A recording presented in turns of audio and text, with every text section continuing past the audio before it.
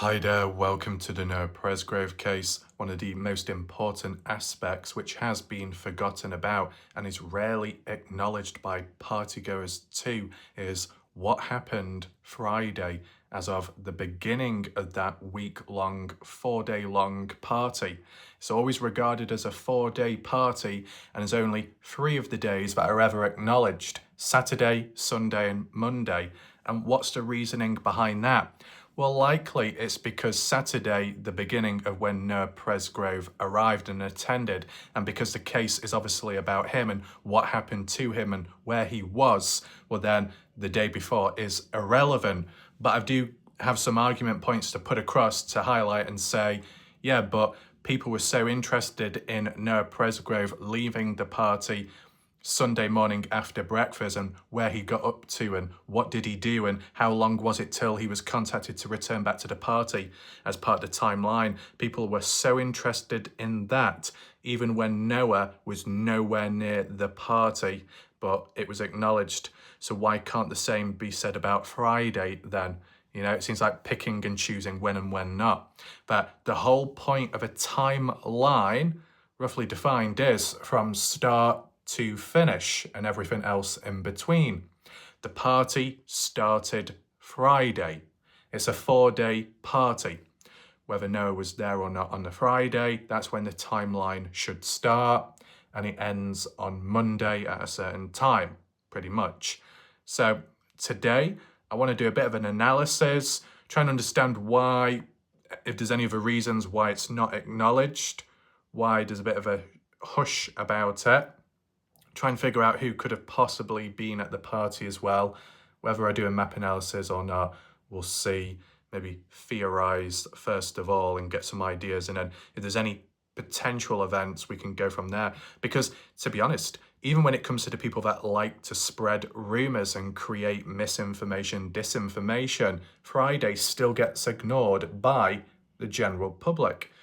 And it's just really weird.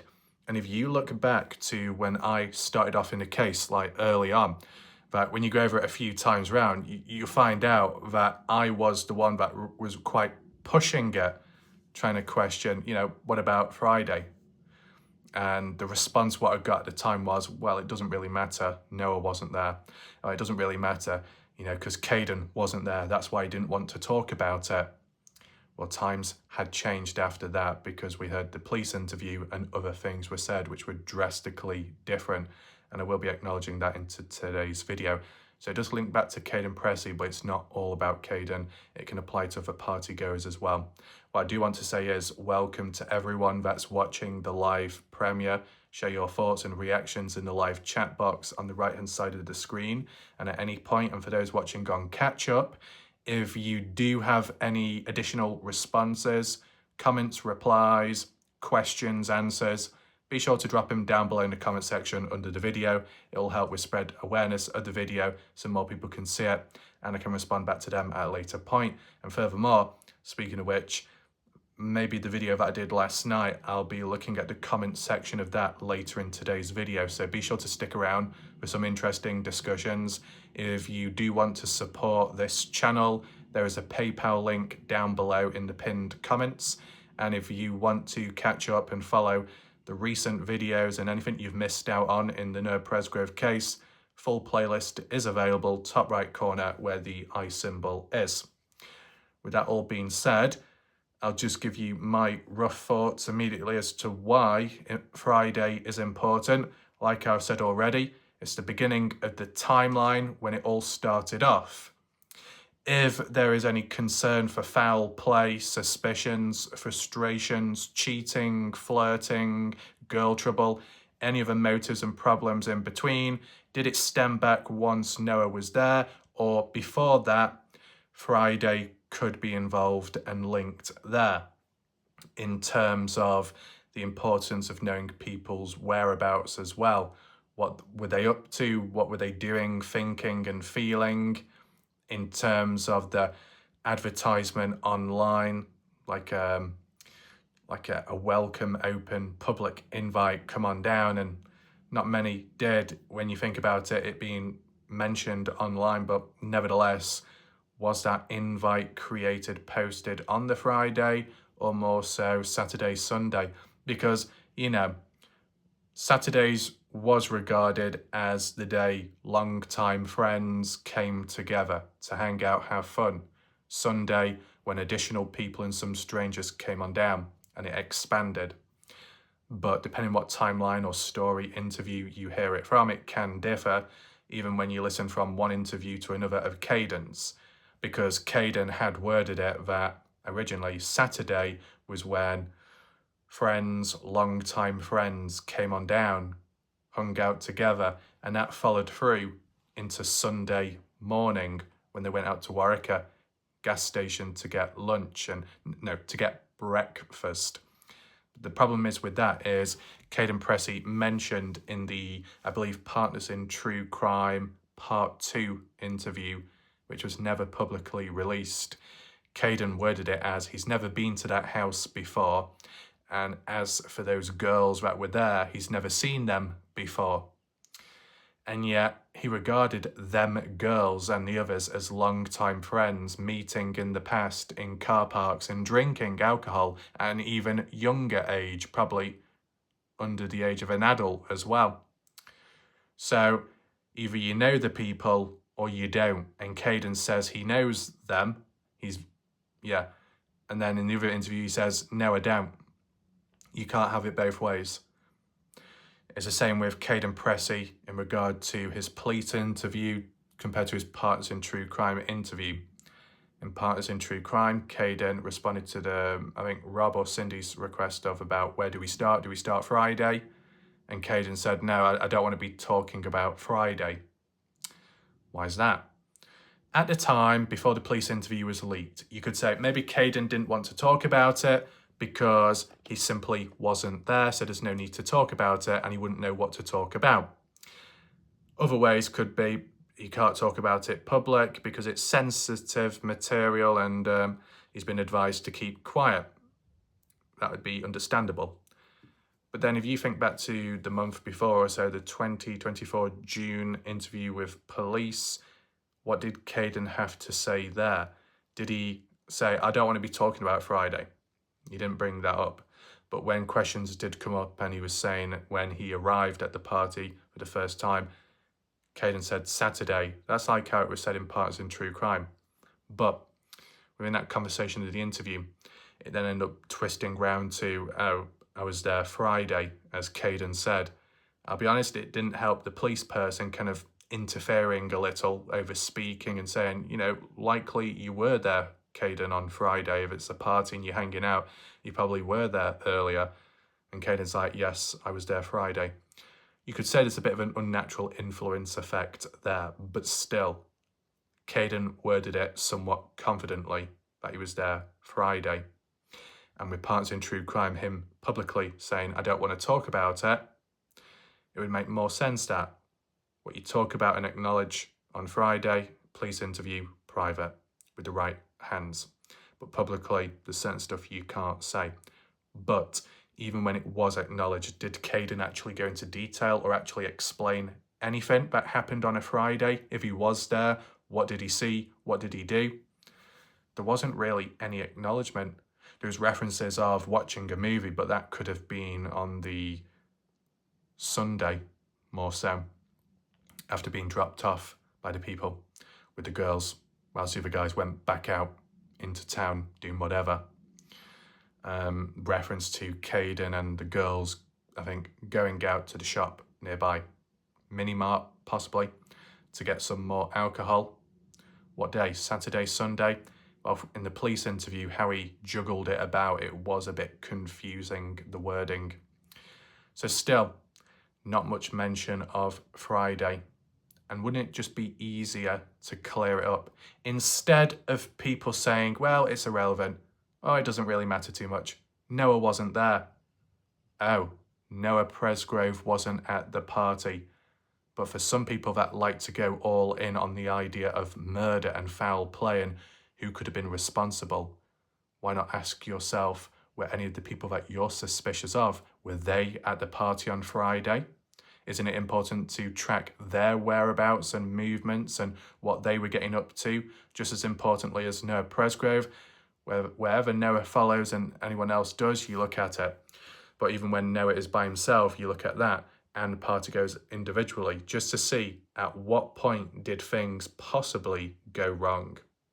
The whole reference to the Saturday or past midnight going into Sunday argument between Noah and Jack flirting to some extent with Noah's girlfriend at the time behind his back.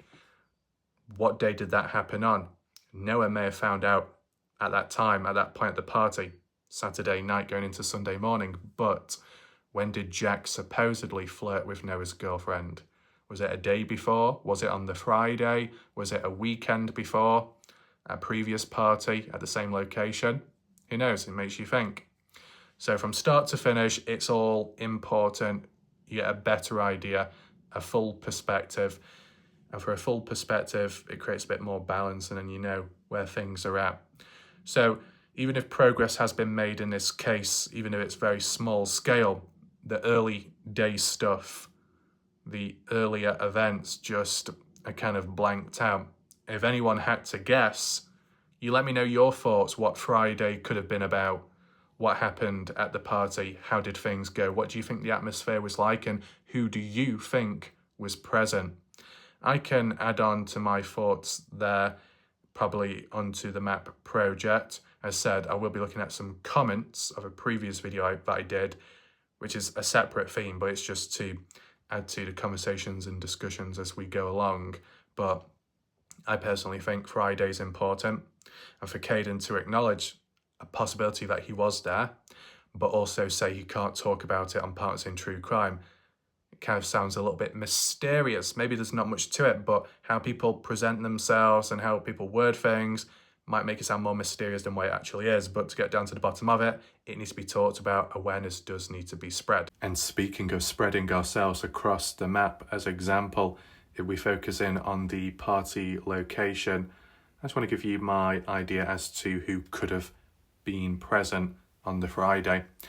The high chances of Avery, Carter and Logan, because supposedly they lived there at the time.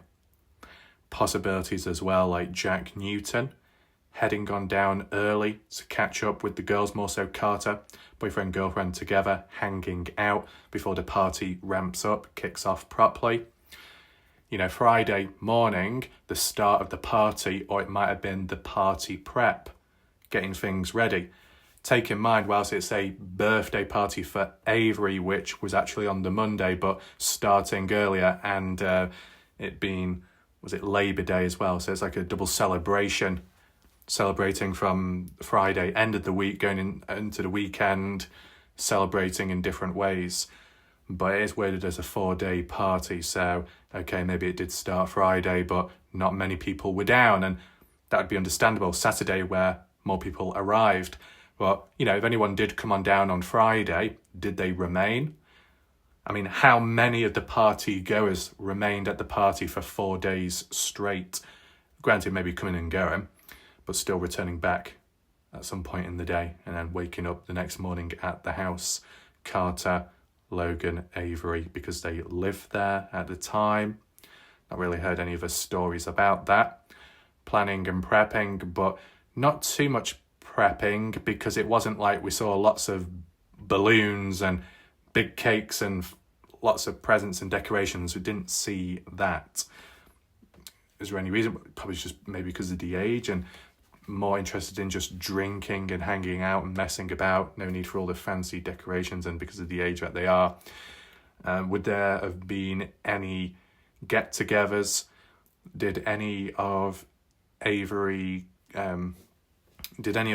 Combs' family members, other connections, come on down a day before early, Friday or a Thursday, just to say happy birthday, an early message, just a little get together, hanging out, just filling in the gaps, blank areas. It does go a long way. So, and Jack as well, possibly coming on down. Caden Pressey, supposedly yes, but also no. Would it make sense for Caden to get down there a bit earlier? I guess the little connection with Jack Newton at the time, being best friends with one another, encouraged to come on down a bit earlier. I know Caden mentioned about, I think, was it gas money? Petrol, but, you know, it's worded differently in the US. That Caden, Jack promised to pay for the ride down. So Caden would have to refill, but Jack would pay for it. But Jack never followed through with his word. As Caden said, it wasn't the end of the world, but it was brought up in conversation.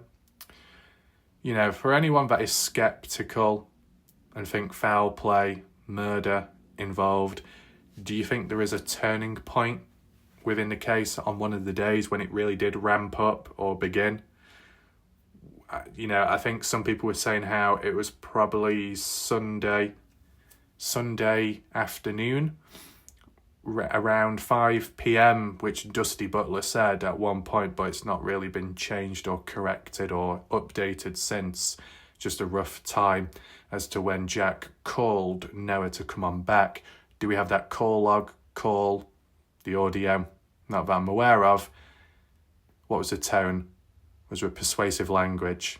What was the atmosphere like between Jack and Noah? Was it okay or not? It must have been good enough to encourage to get Noah to come on back. Some people say that was a plan by Jack to get Noah back to the party, almost like stranded, so then they could take him out finally. But does anyone have suspicions even earlier on, such as on the Friday, in regard to any planning, any darkness? And look, I'm looking at it from all perspectives, okay? Returning back to earlier concepts and ideas. Because even if it is aimed more towards an accidental death now, still acknowledge the previous stuff which hasn't been filled in, which could link to the Friday, okay? Could there have been any farm handlers, any workers coming or going on a Friday or a day before the party, touching up, finishing off and anything, I wonder? Any family members, more so guardians, parents coming on down, not during the party, but just a bit before? Because I don't think it would have been in full swing on the Friday, and especially the morning time. But going on in later the afternoon, more so the evening, might have been a bit more action and partying. Got to take in mind the dove hunt was nearby. I think it was more north, correct me if I'm wrong. And the dove hunt was Friday to Saturday. So anyone that was there at the dove hunt Friday, when they finished, did they come on down or did they return back to the party house? I wonder. And who would those named individuals have been? And yeah, I think that's pretty much it for that. There's only so much that you can talk about because we don't know much. All I'll say is I just find it interesting that when it comes to people in the community that like to create rumours and talk a lot about Saturday to Monday, and more so Monday morning, I'm surprised no one's created lots of rumour and talk about Friday. It seems to get ignored by those reckless people as well. So it's definitely gone under the radar, but I'm still here to bring it back to discussions, and you can as well in the comments. Whether you guess, theorise, ideas, opinions, any facts, anything whatsoever, it's welcome below in the comments.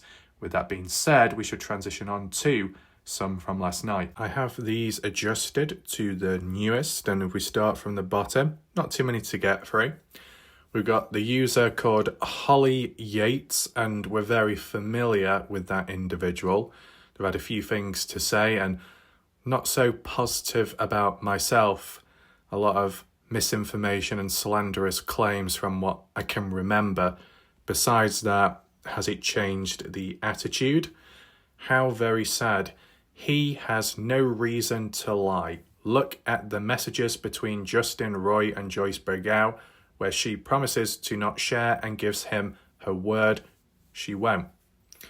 Couldn't trust her in any lifetime. That's disgusting. What a snake. Look at her comments a couple of months ago on the army page. Wow. Wonder what her motive is. It's so evil, and she's a mother. Right, so seems to be getting a bit personal there. I feel sorry for Justin. He should just turn his cheek now. He's fighting so hard for Noah, and he's right. Look at how he's been attacked. I would have gave up long ago, and I really think he should now, my advice to him and now would be let them. I think, Holly, you need to actually sentence, you need to structure your sentences a lot better, because it's just not making much sense. Besides that, there's pure evil in this world. Yeah, and you're a good example of that with those negative comments you made previously and the false claims you made about me. So you're an absolute pathetic hypocrite to even be talking about darkness in this world when you're a part of it. But don't worry, if people do their research and look back at my recent video that I did explaining the life cycle and how humans are in general in this case community, it will all make sense there. So we don't need to go back over it again. God has the final judgment. Get the Bibles out. And so on. Let's see the responses. Michelle, and I guess you think Justin attacked others, lying about them, accusing them of things they haven't done is okay, or maybe blasting information he knows early, or what's that, law enforcement has said not to discuss is okay. Wow, Justin is the root of every bit of drama. Geesh. Well, Justin Roy isn't the root of every bit of drama, not quite, because the thing is, Michelle, there is another creator out there that continuously harasses me and others.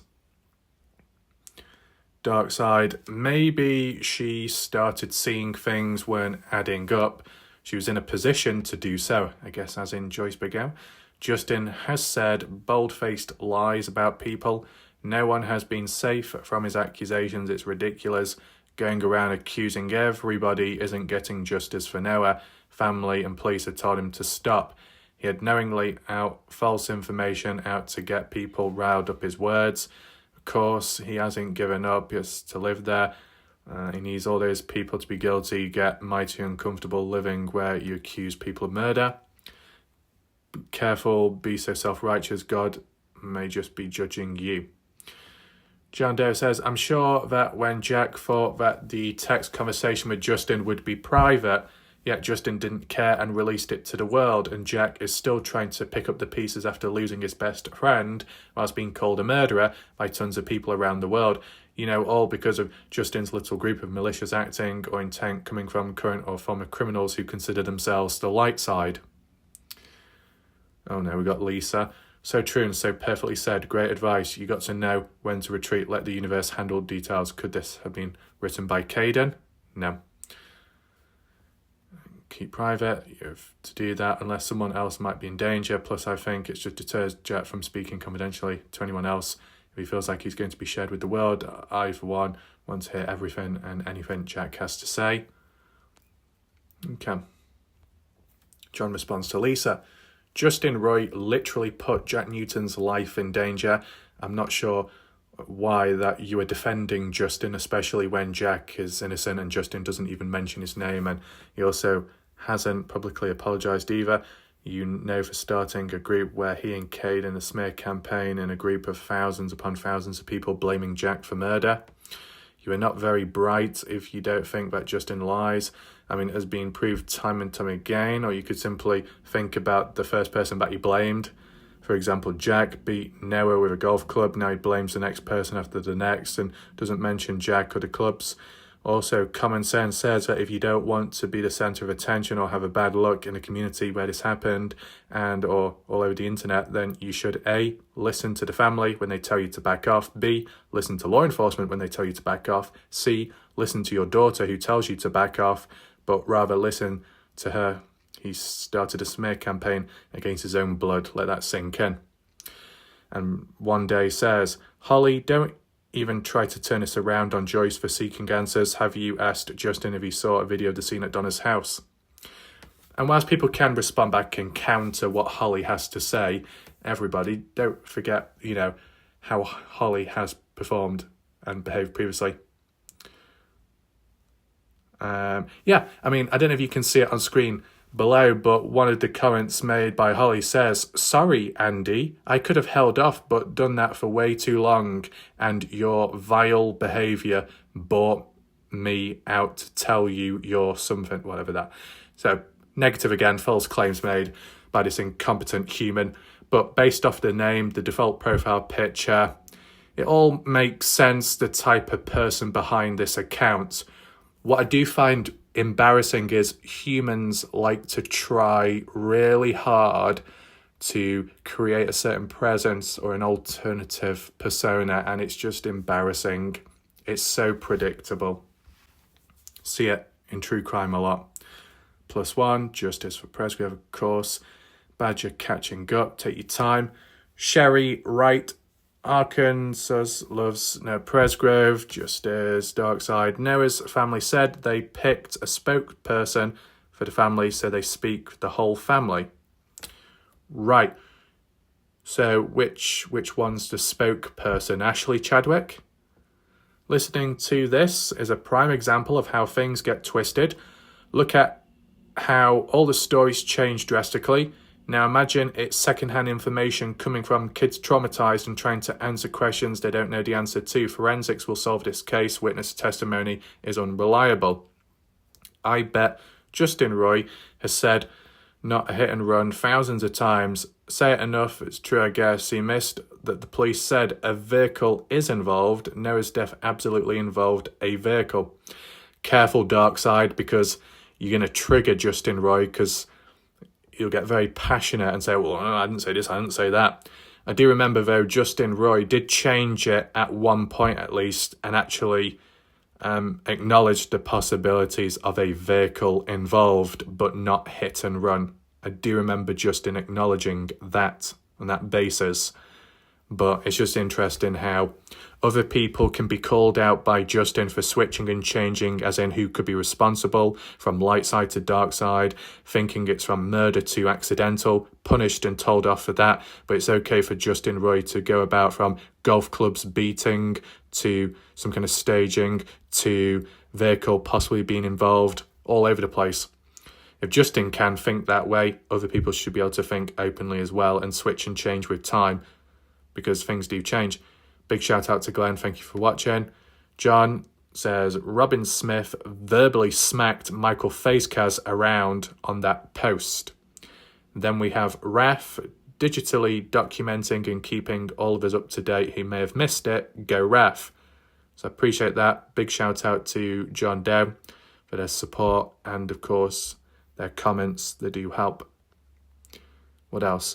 Justin knows 95% of what happened. That doesn't mean anything. Look at how much that the public knows, and we still don't know what happened to Noah or who did it, if anyone.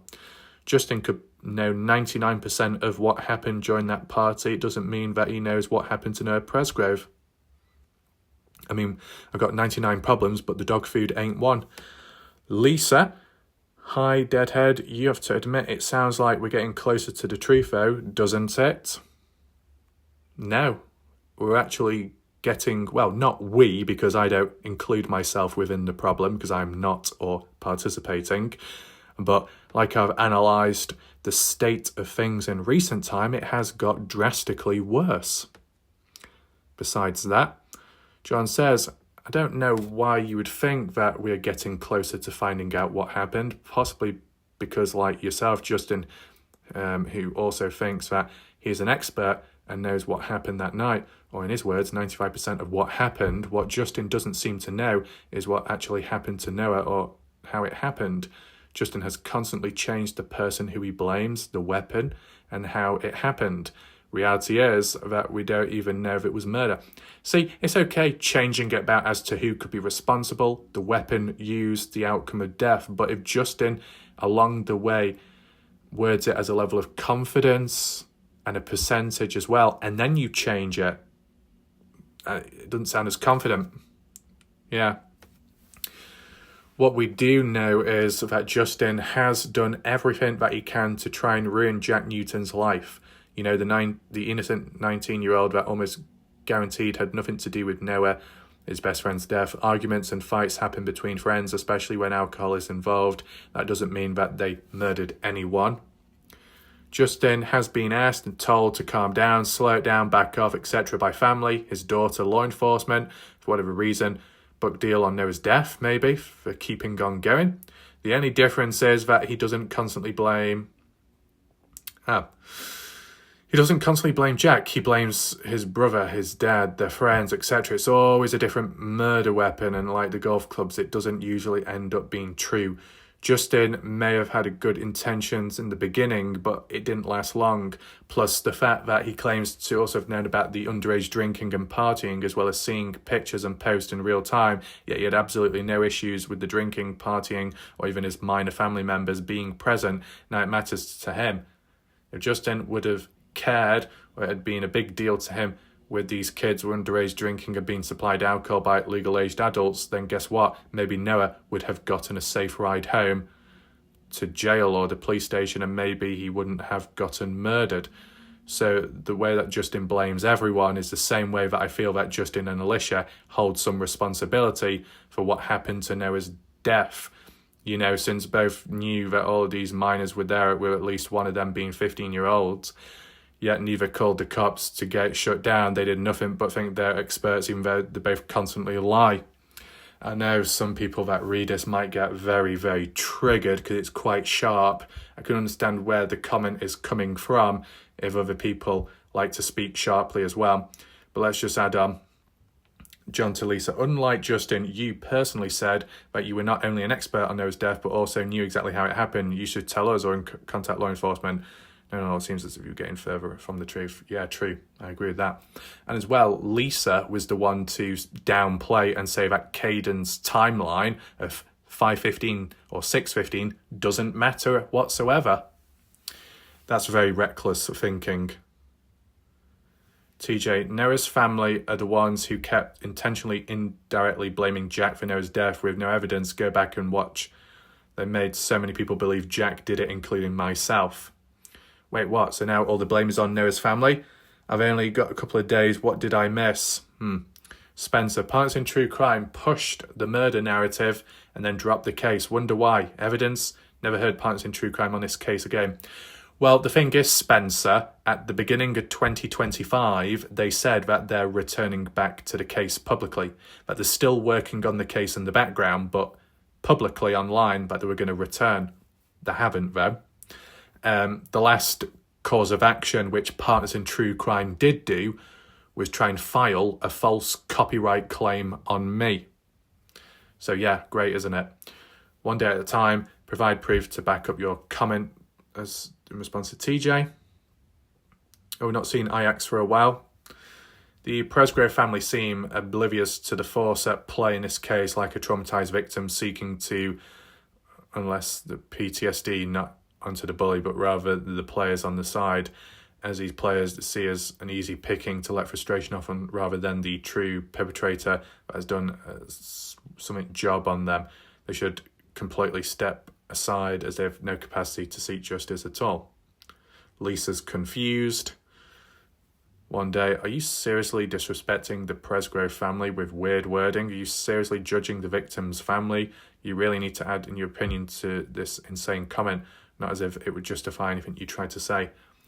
We've come across Ajax in the past. Didn't think there was a problem. I guess things may have changed. Brenda, I absolutely agree that Victor was justified in his comments towards the army page and Justin, fair enough. And as well, the family did mention in an interview they were told about a video of the scene and supposedly Ellie has it. Right, yeah. So even if they have been told, they were told about a video, but the family's still in the dark about what that video really is and the details behind it. It's kind of just like a little nod, heads up to the family. Oh, by the way, this exists and that exists. But, you know, if it really does, you got members of the general public that have access to the video before the actual family, the victim's family. Is that fair? Does that make sense? You let me know in the comments. All in all, hopefully you found this video somewhat interesting. I just wanted to do a small focused video about the events of Friday, the possibilities around it. You can leave your comments below if you got any additional stuff, and I can always do a follow-up video update in the future if need be and add markers on attachments onto the map. Just wanted to keep it a bit simple today, just in case, because it's the unknown. And when you're dealing with the unknown, you haven't got as much material. But besides that, I'll see you next time, probably tomorrow. My name's Warlike Ref. Goodbye for now.